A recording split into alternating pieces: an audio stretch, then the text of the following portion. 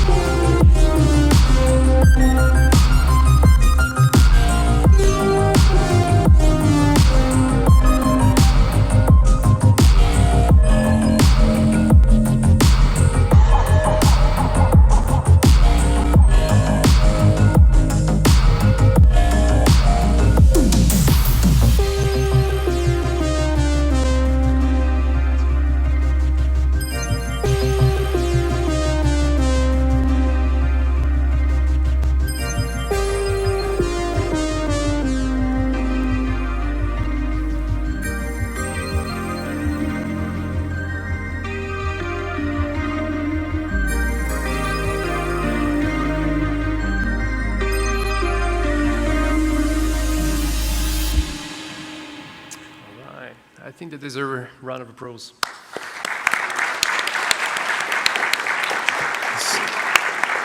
And some of the developers are here in this room, so congrats, great stuff. Anyway, so it's been a great year as I was explaining, and pretty much now all AAA games, very large number of AAA game developers actually use Substance, and the list keeps growing.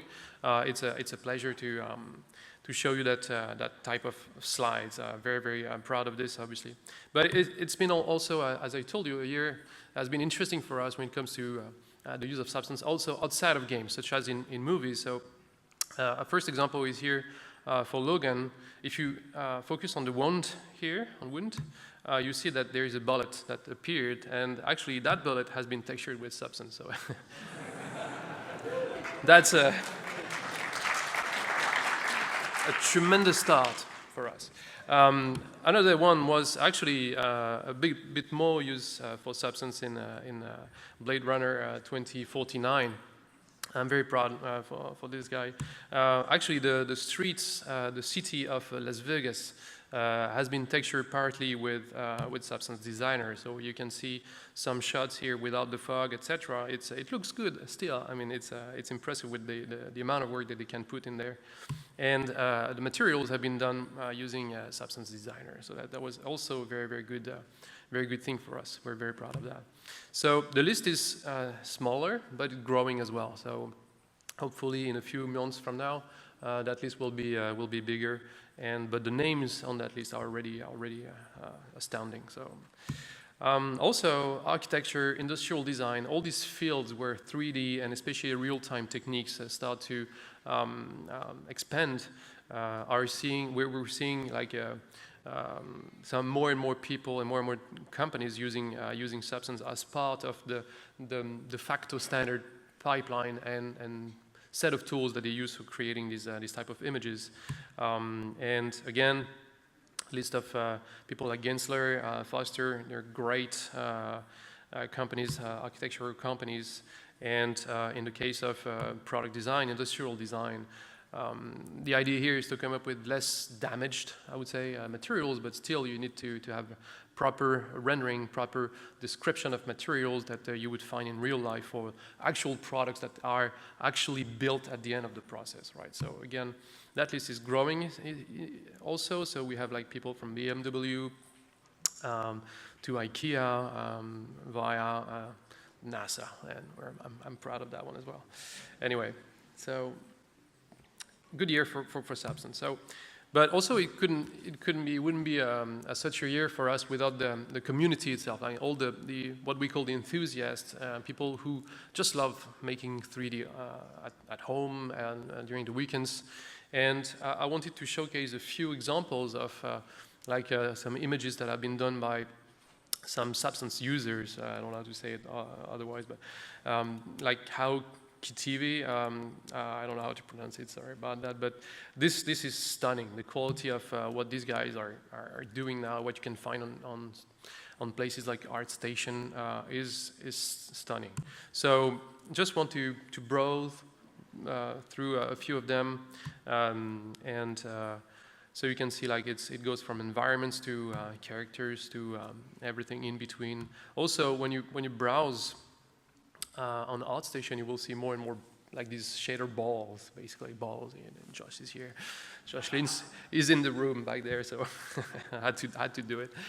But these balls, they are everywhere, and it's crazy good to witness. I like, by the way, coming back to these two ones, I like also the fact that more and more enthusiasts and 3D artists are using Substance to create non-photorealistic art. Just like for the sake of, for the beauty of it and the style. This girl here, for instance, is so well done. It's not for the real, but it's amazing in the quality. Anyway, that guy I like as well. Anyway, so a few more. This one also one of my favorite. And that guy I love. Used to be the on my cell phone, and we definitely want. I use this image usually when I talk to the team at Allegorithmic. We want to remain like that guy. We're just like, wow, just love what we're seeing and being enthusiastic. Anyway, so part of that community also is visible in Substance Share. Substance Share is, the platform for exchanging Substance file, models, meshes, filters, whatnot, and we've seen Substance Share growing very quickly and rapidly in the past couple of years, and we now have on Substance Share 145,000 users, and we've seen 3.5 million downloads. So these are, I mean, to us these are huge numbers, and that shows how active, how vibrant the community of Substance user is. So thanks to everyone here, and thanks to all the Substance users, we're glad to see that as well. So I want to talk a little slightly about Substance Designer. Maybe you've seen that video. It was a launch video for Substance Designer. So Substance Designer lately has been, there is a new version has been released that brings a lot of new features like performance improvements, 3D volumetric noise functions, volumetric masks as well are super useful. More like work on the bakers and UDIM support for our VFX people out there. And Substance Designer, you will have a short demo by Wes in a few minutes of the latest things. This tool is becoming more and more this do-it-all kind of tool, this universal tool where you can pretty much do what you wanted to do or invent new ways of doing what you want to do as well. So coming up with new filters, new tools, new pipeline ideas, whatever you can prototype, you can produce. So it's becoming more and more this universal tool, and what we've seen also is in conjunction with Substance Automation Toolkit. Substance Automation Toolkit, for those of you who don't know, is our set of command line tools, Python scripting API that lets you like automate a lot of stuff and not having to launch any actual tool, actual UI. And build your own if you want to. So we've seen that the combination of the two, Substance Automation Toolkit and Substance Designer, was extremely powerful for studios and technical artists out there. So we're packaging these and making it available at a special price. You will have some news today about this. I wanted to remind about Substance Source as well, and I call the Substance Source team the sorcerers, because definitely they're magicians. What they come up with is really, really impressive. I strongly invite you to browse through what's available in Substance Source again through Substance Painter. You can access Substance Source in Unity, in Unreal. We'll talk about that again. But the amount of content and quality of super high quality PBR, generic and customizable. Customizable being maybe the difference between what you can find on Substance Source and what you can find outside of Substance Source. Because customizable means you usually have parameters you can play with to obtain a slightly different looking material out of one and make it your own, basically. So it's a strong, very strong library. Again, browsing through some of them. Also in Substance Source, I don't know if you've seen that, but we usually partner with a lot of people. Actually, like TexRay is a company we partnered with in order to transform what they actually built in the real life, in the physical life, and make digital equivalents of these materials. So in that case, it was sportswear materials.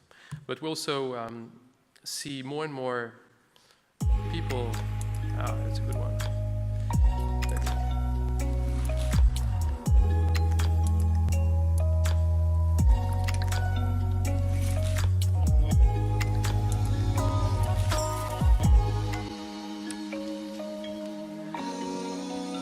We also partner with people like Andreas to come up with collections and special sets of digital materials. So in that case, it was customizable fabric materials for a more artistic purpose. And we also partnered lately. Oh, sorry, I want to show you this. Maybe you've seen that. We're seeing more and more actually artists just picking up what they can find on Substance Source and just having fun with it. So this actually has been made by Guillaume Meyer. He's actually working on the Substance Source team, but is also an artist on the side. He creates videos for music videos for artists, and you can find his work on Instagram through this name Gizmo. And we've seen more and more actually artists picking up what they can find on Source and just using that as is, or like tweaking the parameters and making their own, right? So lately also we've worked with Daniel Tiger, who's in the room and will be talking later today, to do what we call a signature drop So we basically contacted Daniel and say, well, are you interested in producing a set of materials that will end up on Substance Source?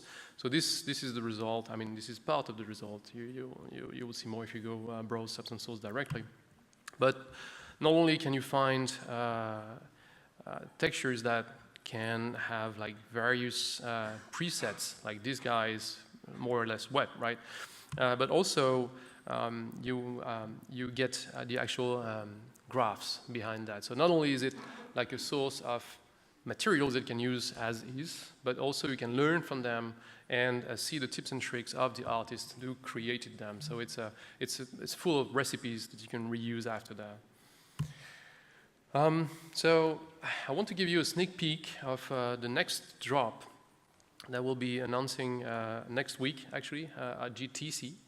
And this drop will be dedicated to automotive. And so you will see materials such as this guy here, or this type of stuff here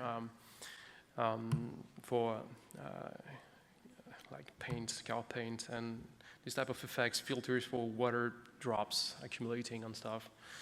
Very, very high quality, and this type of black stuff, like Stéphane back in Paris knows what I'm talking about. But basically all this plastic, all these little elements that you can find inside the car for the car interior, you will find on Substance Source. And again, you will have the graphs again, so you can start from there, customize them, and make them your own. So, right? So even for the car designers, having clay is just something that they can have now. And this is a good example of how parameterizable, customizable it is. This is the raw clay. This is the rough one, smooth, and in between wet, not wet, etc. Right? So even this type of very, very complex materials, this is material. This has no geometry in there, right?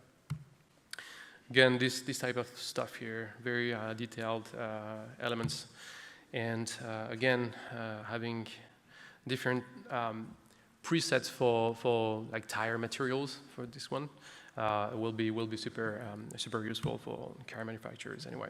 So what is interesting also with Substance Source is that when you download the file, it comes in a Substance. You can either download the bitmaps, but also the Substance file itself. And the Substance file itself is actually supported by many applications like Unity, Unreal, Lumberyard, like the game engines, the DCC applications, and renderers as well. They can live with that. So it's kind of a standard when you think about it. We realized that recently. Basically, if you want to transfer materials, like full materials, of course you won't be able to have like all the very complex definitions that you can find in MDL or Material X, for instance. But when you want to PBR material with all the maps that you need, Substance is actually a good vehicle because it's already readable by most of the applications out there. So it's something that I wanted to point out again. All right. So speaking of Substance in game engines, we've worked lately a lot on Substance in Unreal Engine and also in Unity. Again, Wes here will be showcasing that in a few minutes. I'm just doing the intro here. And you will be able to see how you can browse Substance Source directly from within Unity or Unreal. And also, we will show you the live links between applications. And this is a good example here, where you have Substance Painter here on the right, the old version of Substance Painter, as you can tell. And Unity here. So when you do, what happens is that when you do a modification here, it already immediately propagates right within the game engine. So you don't have to reload the whole material again and again, right? So this is very, very, very handy. All right. Speaking of Substance Painter, last year, as I told you, was a strong year for Substance Painter. We've seen more than 10 million launches actually in 2017, and since the beginning of the year, it's more than 1 million per month. So it's growing very, very rapidly again. The community is huge, and hopefully you've seen the latest version that we released last week that now has a refined UX. We really wanted to focus on, for this version, on the UX, UI, where everything has been refined, everything has been hidden if it doesn't need to be on screen all the time. Everything is gathered, you have more quicker access to menus and quick menus so that you can very much concentrate on your art and not try to find the right button, right? So again, Wes will showcase that in a few minutes. All right, so by the way, I want to talk about Discord. Discord is one of the best platforms we have to actually reach our community and get their feedback. And actually, for this specific tool and for all the tools actually we release, we create subgroups. We ask for feedback before we release the thing on Discord. So if you're interested in participating in that, I strongly recommend that you join the team on Discord. And Vincent is in the room. He can talk about that. All right. So today we'll have great presentation. So I'm going to talk a bit about that. So we're starting with this keynote. So after me, you will have Wes here, who will be doing a few demos.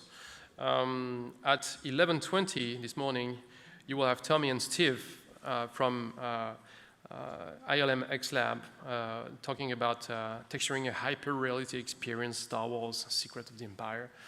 Going to be awesome, right? So we're proud of that again. At 1:20, Josh Lynch, who's here, will be talking about how he used Substance on Shadow of War. Then at 2:40, we'll have David Larson from Allegorithmic talking about Substance Automation Toolkit. I told you about how to build a future-proof pipeline that is here to stay. And then we'll have the last two ones for the day. We'll be at 4, we'll have Ben, who could make it. He was actually sick last week. Where were you? And he actually survived. You're by there. So he's got a condition. No, you're good now. Well, that's good. So he could take the plane finally yesterday, so we're good. We'll be talking about Wolfenstein 2. Again, very, very happy to have you here. And Daniel Tiger, also from Bungie, will be closing the day at 5:30, talking about Substance Designer and creating photorealistic materials, procedural materials. That's the key part also. All right. Also, maybe you've seen, just a side note, we've released recently the edition number 3 of our PBR guide. It's a book that you will find at our booth. And Wes, again, the author, will be here to sign it if you are interested. This one has been extended a bit and has more content in it, right? All right, so before closing, I'd like to do a bit of an announcement of something new. And so it's not available now. It's going to be a teaser. We like to tease. But if you've been following us in the past, maybe you've seen that we have been showing all the time, constantly how we've been working on stuff like AI, been working on stuff like parameterization and on R&D stuff. And what happens is that we have teams and we have people dedicated to working on these prototypes and these early ideas. Sometimes they go nowhere. Sometimes they go somewhere, and I want to show you something which is something that is becoming something, right? I don't know how to make it clear. Called Project Alchemist. All right.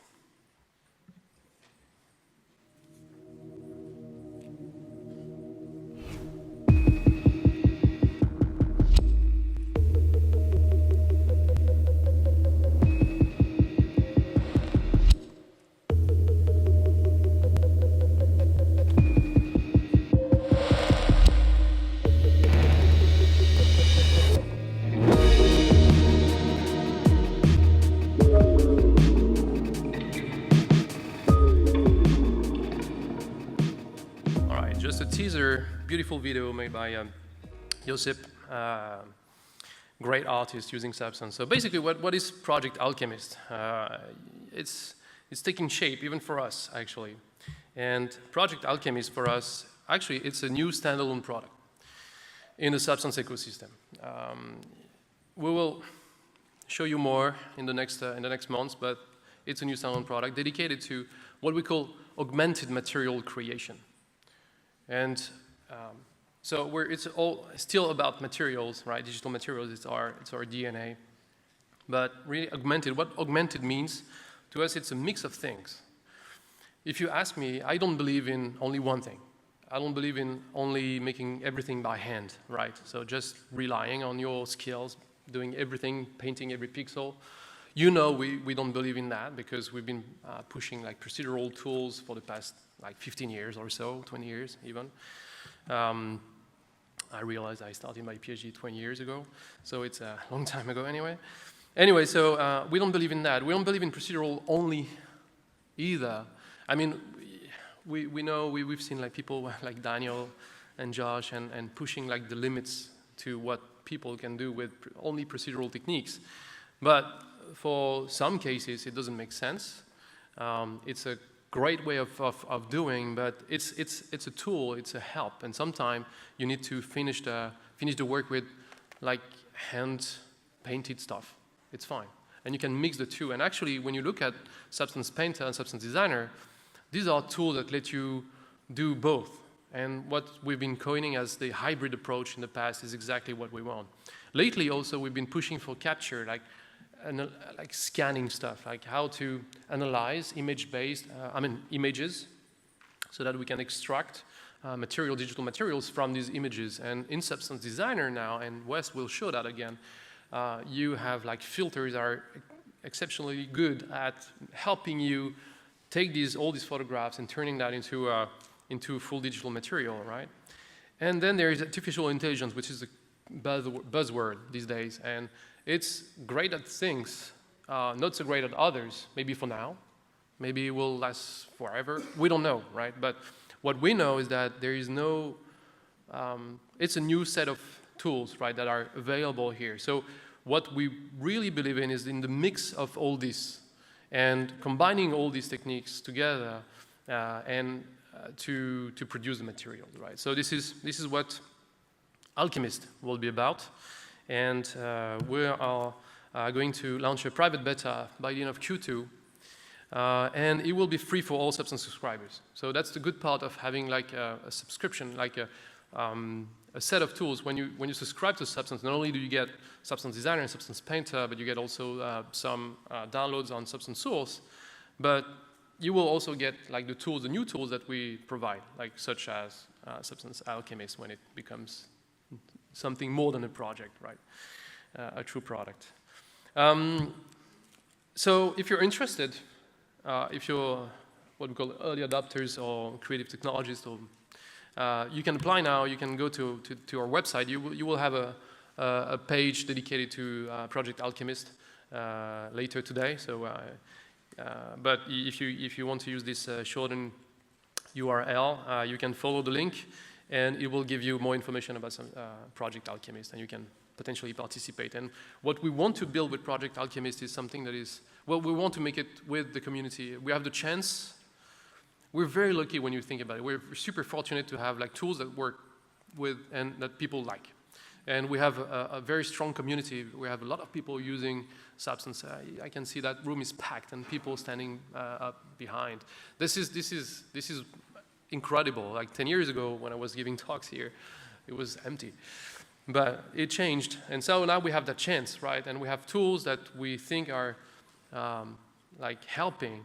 But now if we can work together and make sure that we come up with something that is the next generation somehow of tools, combining all these approaches, not focusing only on one, that's where we're looking for.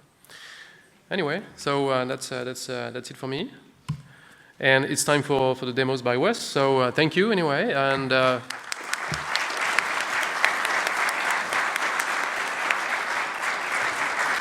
thanks.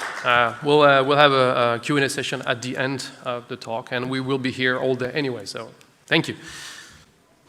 You good? Okay. Hello, everybody. I'm Wes. So it's really awesome to be here. And like Seb said, I'm just going to run through some demos. Maybe take about 30 minutes or so. I don't know, maybe we'll have some time to do some Q&A or something like that. So what we kind of wanted to do with the demos today is, instead of just saying, okay, this is all the new stuff that we just, because we've been doing live streams and stuff lately, so we kind of wanted to take a little bit of a step back and maybe look at some of the stuff that we have been showing maybe a month ago or 2 months ago, and just kind of give a refresher on maybe some of the new features or nodes that we haven't really talked about in the last week or so. And so we're going to first start with taking a look at Substance Designer. So one of the things I wanted to showcase about this was, I can't remember the exact version that it released in, but we created the ability to have this environment node here, which is called Panorama Shape Node. And so it's really cool. It allows you to create your own environment maps here inside of Designer. And this node was built upon the functionality that we added in Designer, which was for your output format to be able to work with HDR data. So you can now switch your graph here. If you look at the channels that we have, like bits per channel, we had 8, we had 16, and then we added low and high precision 16 and 32-bit float. And so with that, you can start to make high dynamic range imagery here inside of Substance Designer. And a good way, or a good use case of that is to make these panoramic environments. So here, I just wanted to run through just how the panoramic shape node works. So first, I just want to give a quick shout out to Anthony Salvi. So he kind of helped put this together for me. So hey, Anthony, if you're watching, thank you. So here, if you want to find the panorama shape node, you can always just hit the space bar and just start to search for it, and here it is. We have a library if you're new to Designer. But typically, once you start to learn Designer, you can just use this quick shortcut, which is great. So here, panorama shape node, you can come into this guy. You'll notice that here, the output format for this is set to 32-bit float. And here in my graph, if I just double click here and take a look at my base parameters, this is the output size resolution. It's set to 4096 by 2048. So here in the 2D view, what we're doing here is we're just trying to create some HDR lighting. So here with the first panorama shape node, if I select this guy, you can see you have this little transform widget, and you can move this light around. You can start to do some interesting things like scale. So you'll notice that as I start to scale this guy up, the light starts to bend and warp and take shape to what I want to do. So for example, let's say that I want to have this kind of warp towards the top piece of the light. Here in my 3D view, you can start to see the change that I'm making here. So let's just move the light towards the bottom, and now we're kind of getting some light from the bottom like this and so on. So you can just quickly kind of work with or change the shape of this light. So here, speaking of the parameters for that, you can see that you have things like your shape. So we can work with disk or square. We can set a shape color, things like your shape intensity. So let's take a look at the shape intensity. So here, I'm just going to hit this little info button, and it just shows like, if I can just sample like the pixel values. And you'll notice here, it's going to, well here, if you look my RGB settings here at the bottom of this, it's probably really small, but right now it says 0, 0. But as I mouse over into this area, you can see that because I'm working in 32-bit, I'm now working with values greater than 1. So I'm working with high dynamic range values. So you guys can't see it probably, but it's for the red, it's like 4.5, green is 5.8, blue is 8.6, and so on. And I can start to increase this shape intensity. So you'll notice that as I do that, now the scene here is really starting to kind of bloom out because the value is so intense. But now, if I go back and look at those values, we're now going really high in our RGB. So we're like at 22, 28, 42, and so on. So we're really starting to increase the level of what these HDR values are going to be. So maybe you're creating, maybe this is going to represent like a hot box or a soft light or something that's pretty intense, or maybe you're going to make like a pinpoint, like a sunlight or something like that. You can do that here in Designer.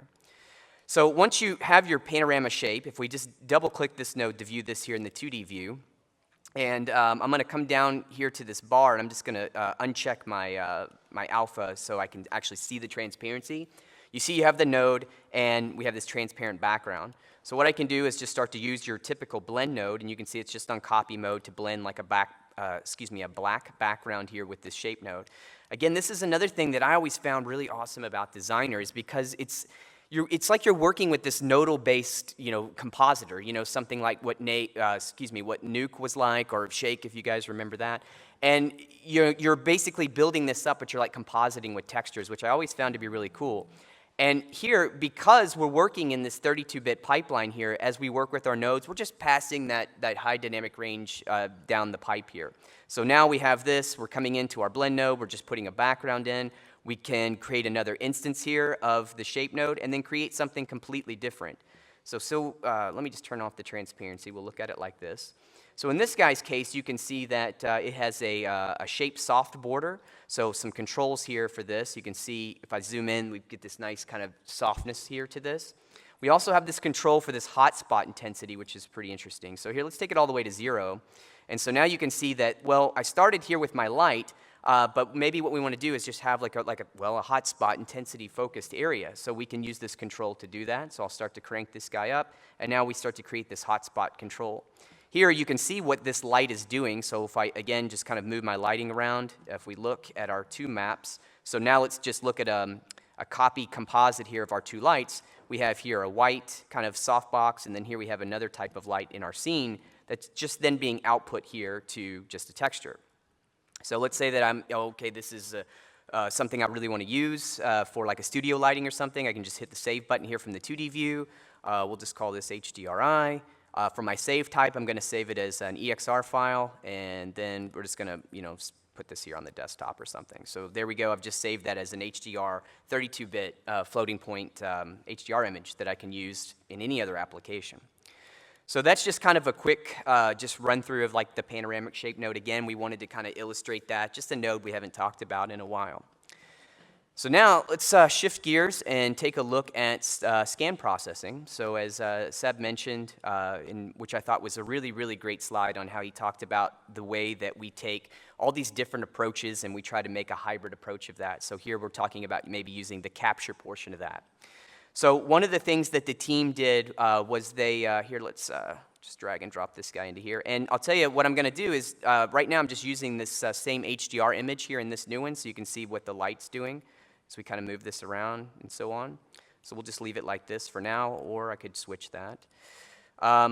So the team went back, they went in and they added a bunch of nodes and processes for working with scan data. So one of the things that the team did was they looked at the processes that artists were using inside of, say, something like Photoshop, or how they were cleaning and working with these images. And they thought, okay, well, how can we take those workflows and just make those easier to do here inside of Substance Designer? And so you'll notice that we have all these scan filters. So here, I'm just going to hit my space bar, and I'll start to type in scan, and it'll filter them. Actually, let's do this while we're here. Let's come over to, let's grab my library. So if you're in the room and you're new to Designer, let's see here. You can always mess that up. Let me do, just reset my layout. Oh, my library view is not showing up. Oh, well, we'll skip that then. All right, so I won't show you the library. But if you hit your space bar again, you just do a quick search here for scan, you can find all these scan nodes that we have. And like I said, there's several of these. We have things for like clone patching, cropping, multi-cropping, working with maps that it can extract data like albedo and normal and so on, and then smart tiling. So let's just take a look at what some of these are doing. Now in this particular case, we're going to have a set of maps here that were captured just using like a camera, so an actual camera system. This one, in this particular example, we're not using like a scanning machine. So you can see that we have basically these 4 inputs here, and each one of these guys have been photographed just with a light that's been kind of rotating around this piece, so we can capture different lighting directions from here. And so you'll notice that as I kind of click through these guys, we have, again, like a 360 lighting directional light here. So once you have something like that, you can just import that into Designer, and then you can just use one of the scan processing nodes, which is the multicolor equalizer. So what you're going to do with this, here, let's take a look at just the raw image itself. And here in my 2D view, I'll just hit my space bar to kind of show the tiling of it. And so you'll notice that, well, okay, this guy, since we're using this directional lighting, we have some dark value here, we have some light value here. And then when we look at this from like a tiling perspective, you can see that, well, we're getting this discrepancy in all these different tonality in the difference between our light and dark values. So we have a node that can fix this really easily, and that's this multi-color equalizer. So here, because I have several of these inputs I want to work with, I'm just going to plug them all here into the multicolor equalizer. And then if I look at the output of what this guy's going to do, here, by just clicking the output, so output 1, this is what we had before, and this is what we have after, you can see now we have a much better balanced image or result from those light and dark values. And that's just using this single node. Of course, if you select the node, you have parameters here for adjusting the radius, the bright and dark balance controls, and everything like that. But what this allows you to do is work with all these multiple inputs and outputs at the same time. Again, that's one of the things that's always been key about whether you're working with designer or painter, is that you can constantly work with these map types and values across multiple channels at the same time. Of course, that always saves, with productivity and allowing you to work quicker. So here is a scenario where, okay, right, great, we have our image. It's still not perfectly tiling. You can see if I zoom in really close, we have some seam issues, but we'll deal with that later. But at least my balance between my light and dark values is fixed. So now we want to go through this kind of map extraction phase where we're going to start to pull out things like our albedo and our normal.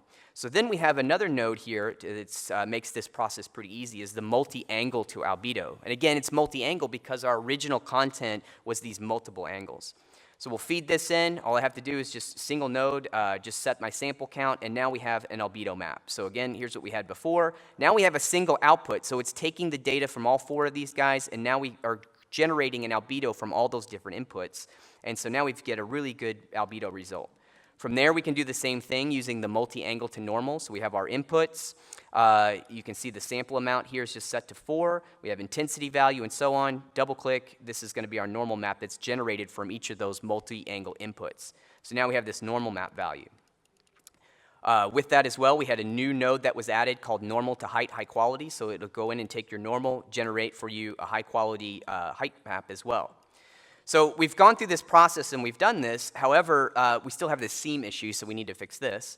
And so the team added this node called Smart Auto Tile. So if you look at Smart Auto Tile, you can come into here and you can just input in the map types you want. So for instance, we already had a base color, our normal, and our height. We're just going to input these guys in. If we look, let's look at our color map first. So here's what the guy looks like, the input coming in, and then here's what it looks like after we've used auto tile. So boom, it just fixes everything. Again, you can see this little red box, maybe not, kind of hard to see, but this little red box kind of denotes the 0 to 1 space for textures, and you can see here that we've removed those seam issues. So it's pretty easy to work with this node, and of course you have control over that. So for example, if I look at the pattern that's being output here, I have some controls. In this particular case, if we look at this input map, you can see that it was a bit skewed here. So in order to fix that, you just come over here to your pattern, and you can just make a few adjustments here on this pattern to compensate for any of that skewing, which is just going to let you just visually, just changing a transform to align everything, align the pattern, and then you have your material. And then here at the end, you can see we're outputting base color, normal, height as our material, which I'm then showing here in my 3D view like this. And so that's just kind of a quick rundown on how these scan processing nodes work. In this particular case, we just showed a few. One other thing I want to show real quick before we move on here. So let's put a new material here into play. And let me just kind of move my light around here. Okay, so again, same process. We won't go through that again. But another node that I want to show is here we've gone into our processing. And in this particular case, if we look at this guy, we've used our Smart Auto Tile to tile everything. But if I start to look at the tiling, I'm starting to find this really recognizable pattern. You can see it like right here. And so what you'd want to do is be able to kind of clone that out. So again, like you would do in Photoshop, but we added tools to do that here just in Designer. So what you can do is work with the Material Clone Patch tool. So with this guy, I come over to my channels, I just enable what channels I'm working with. In my case, just base color, normal, height. Plug these guys into here.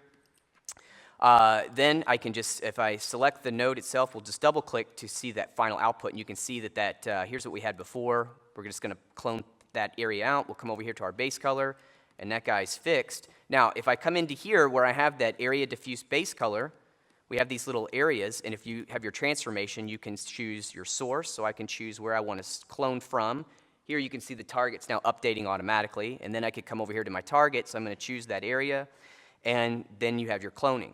One of the things that's really awesome about this, though, is that the node itself will take that underlying structure that's coming in. So you'll notice that instead of it being just like a perfectly soft circle like you would have a brush, what it's doing here, you can see we've got this really nice broken up edge. So it's taking that data that's coming in from that, and it's warping its edge around so it could try to adhere to whatever that incoming data is. So that just helps you to hide that kind of clone stamp seam that you would get if you were just using like a circle round soft brush or whatever. And of course you have full controls over how that stuff works as well. So that, again, that's just another node that we have that works with the scan processing for that. All right, so I'm just kind of switching gears here again. Let's take a look at another example. So this one here is just a material that I'm just going to show. It's not a finished material, but what I want to do here, I'm going to reset my environment, and let me come over to this base material node. Just pull this out here, and just set things up here just a second. All right, so I'm going to come over here to my scene. Okay, here, I'll tell you this. In 2018.1, I believe we added this new sphere 2 tiles, which is pretty nice. So if you're making your material previews. And then I'm going to just jump this guy over here to iRay. And then I'm going to come in here to my material and just edit this guy real quick and adjust my scale. So let's just set the scale here so we have something that's something more like this so we can get a little bit of some depth to that, and then I'll just pause my iRay rendering. Okay, so what I want to kind of show with this example here, just kind of making kind of one of these rocky surfaces, is we added a node that's probably one of my favorite nodes that the team's ever created, and that's a set of these flood fill nodes.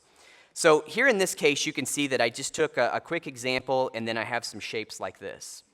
And so what I would like to be able to do is just quickly create some gradients within this section. And before flood fill, that was next to impossible to do, a whole lot of trouble.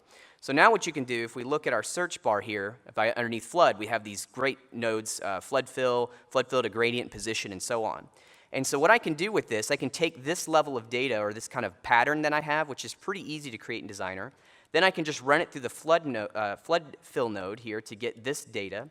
And then from that data, I can then start to do things like use the flood fill to gradient. So here is our flood fill data. Then I'm going to use this gradient node. So now you can see it's automatically creating these gradients in these areas for me without any effort on my end. It's really cool. And so kind of a technique here with this is that we can use this flood fill to gradient to create this depth range that we need to quickly generate some rocks. So to show you that, you can see I have a flood fill. I just set the angle variation to 1. Create another version of it. Again, angle variation to 1, just changing the random seed value, which automatically redistributes. So here you can see I'm just getting different gradients. Here's another one here. Now, another thing that you have that's really awesome about this node, if we come into this guy, you can see that it has this multiply by bounding box value. All that does is just scale the gradient based on the size of the shape. So different smaller shapes are going to have the gradient differently computed than larger shapes, which is exactly what you want to need, what you want to do. But we can use that tool to kind of help us just kind of make like a cutting section here for these planes. So for example, let's say take 2 of these flood nodes, we blend them together with the min mode, and now you can see we're starting to almost plane this up here. So we're starting to get, like, you can see here's a plane here, here's a plane here. If you're used to using ZBrush, to me it's just like, you're using like the trim dynamic brush or something like that just to go in and start planing out this shape. So then we'll just use this blend mode here with our min darken setting. Now, watch if I come back to the flood fill node and I start to mess around with this bounding box size, you can see I can just push these gradients along. So you can notice the difference I'm getting here. If we push it up here, again, it's like I'm using that trim dynamic brush just to really kind of plane this area out like this here. And so, whoops, let me bring that guy back here. So you can see that all I did in this particular case was just, composite a few of these guys together like this and then run it through the levels, and then here, without much effort at all, I've already have some nice kind of 3D rock shapes or whatever. Okay, so now that we kind of have that up, that's how I'm getting kind of these larger rocks. Another thing that was added here to Designer, again, which is another feature that I really, really loved, was on the tile sampler node, the tile generator nodes, and so on, we added the ability to, when you switch to pattern input, you can also work with a pattern input number. So now what you can do is you can do something like here. I'm going to make a couple of these like real simple rock shapes like this, just in another graph. So just a couple different shapes like this. Now I have these like variations, these 4 different variations. Then I can plug these here, in my case, into the tile sampler. So now you can see what the tile sampler here is going to just start to kind of just randomly like reposition all these little rock shapes. But what I'm doing is I'm setting the pattern input to a number, and then I can set the pattern input distribution to random, which again randomly takes these 4 pattern inputs that I have and then uses each one as it starts to scatter even more as you change that position. So it's just another way to create variation when you're in your procedural textures. And again, whenever you're creating procedural textures, variation is key. So it was just a real helper function to help do that. So it's really cool for that. So that's kind of the flood fill, and then also using these pattern inputs there with these things.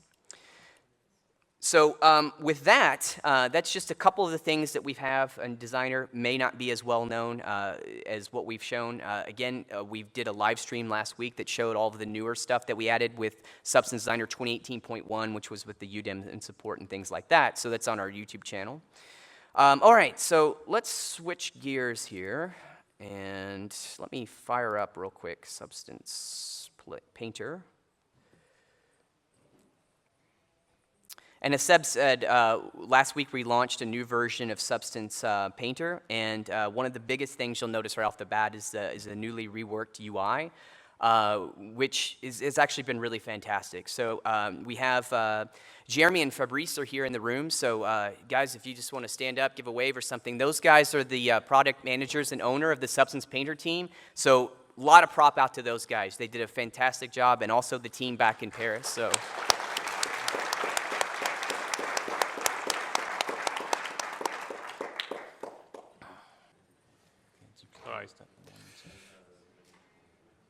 Yeah, we got it. Okay, finally. Okay. All right, so that was super strange. But, so we've got like 4 minutes, all right? So I can run through one part of it that's actually really cool. So anyways, the new Painter UI. One of the best things that I found about it just working with it was that we have this like dock system here. And so I like to work with Painter like this. So you have like this big open area for all the texture you're going to work with, but now you can just open up these views as you want to work with them. So for instance, we have our texture set list. Here I can choose to redock this somewhere else in the UI, or I could have something like my layers. Here, let's do this. Let's do our layers. I'm going to tear it off and just kind of maybe place it down here like this. So now we'll have something like a layer, and then we've added this quick view menu. So if I just right click, we now have this new quick view menu. I can run over here to where I have my material. We'll come into here, we'll set this to like, just a red color, and then I can start to paint.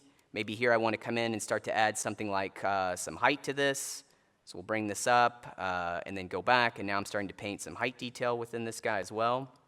And so you can use this quick view menu to make changes to your brush setting. If you want to add your alpha, you can quickly get to your stencil setting as well as your full material and things like that, with the idea being that you're going to keep the UI as clutter-free as possible as you're working through and painting. So let's see here. We have 2 minutes more to go. One of the other things that I really wanted to showcase with this guy that was a feature that was really cool, let's see. We started to add new 3D noises as well to this. So let's see here. Let me come in and we're going to I'll add a fill layer here.